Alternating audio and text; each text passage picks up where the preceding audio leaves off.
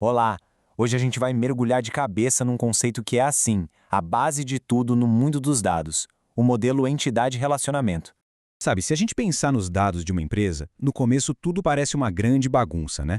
Imagina só essa nuvem de palavras. Funcionário, salário, projeto, tudo solto. É um verdadeiro caos. Como é que se organiza isso?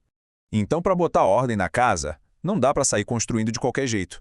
É como um arquiteto.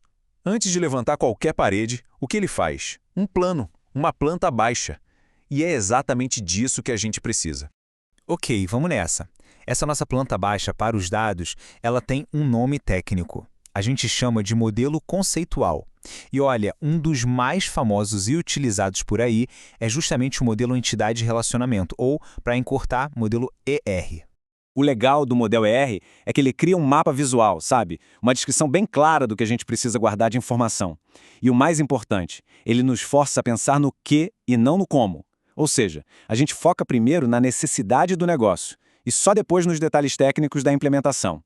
Isso é crucial, porque garante que o sistema vai ser flexível e fazer sentido para todo mundo, não só para o pessoal da tecnologia. Beleza, então. Mãos à obra. Por onde a gente começa a desenhar essa tal planta baixa? Simples, pelos objetos mais fundamentais, pelos blocos de construção. E esses blocos de construção na nossa planta baixa são as chamadas entidades. Pensa nelas como os cômodos da casa, as partes mais importantes. Uma entidade pode ser uma pessoa, um lugar, ou até algo mais abstrato, como um projeto. Vamos pegar nosso exemplo de uma empresa para ficar mais claro. Uma entidade super importante ali é, claro, o funcionário. E no nosso diagrama, a gente representa ele de um jeito bem simples, com um retângulo. Ok, a gente já tem os cômodos, que são as entidades. Mas e os detalhes? Como a gente descreve o que tem dentro de cada cômodo? É aí que entram os atributos. Eles são como as características, o tamanho do cômodo, a cor da parede, sabe? As propriedades específicas de cada entidade. Voltando para o nosso funcionário, o que descreve um funcionário? Bom, tem o nome, o CPF, o salário. Cada uma dessas coisas é um atributo que a gente pendura na nossa entidade funcionário.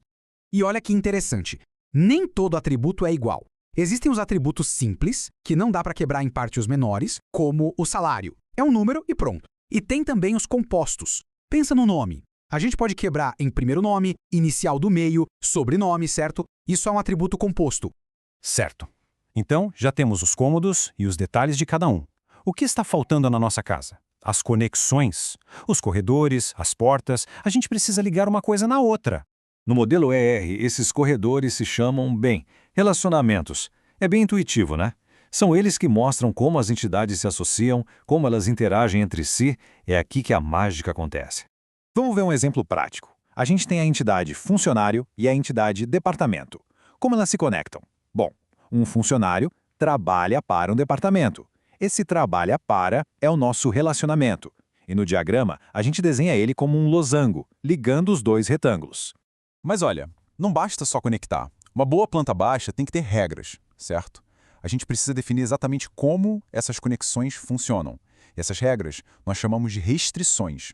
A primeira grande regra é a razão de cardinalidade. O nome pode parecer chique, mas a ideia é simples. Ela define o número máximo de conexões que podem existir. É como dizer quantas portas podem sair de um cômodo para o outro. E isso define tudo. Pensa num relacionamento trabalha para um. Um departamento pode ter muitos funcionários, mas cada funcionário trabalha para um departamento. Isso é um relacionamento de um para muitos. Agora pense em um gerente. Um funcionário gerencia no máximo um departamento. E um departamento tem no máximo um gerente. Isso já é um para um. Viu a diferença? Aí vem a segunda regra, a restrição de participação. Essa aqui define o número mínimo de conexões. Basicamente, ela diz se participar daquele relacionamento é obrigatório ou opcional.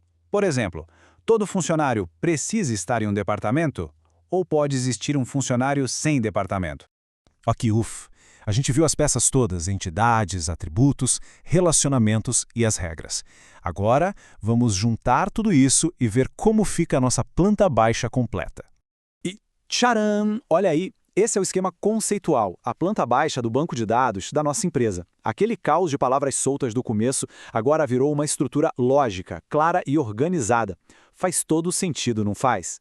Então, no fim das contas, é bom lembrar que o que a gente construiu aqui não é só um desenho técnico, cheio de retângulos e losangos. É muito mais que isso. É uma ferramenta para a gente conseguir enxergar e contar a história que estava escondida ali no meio de todos aqueles dados.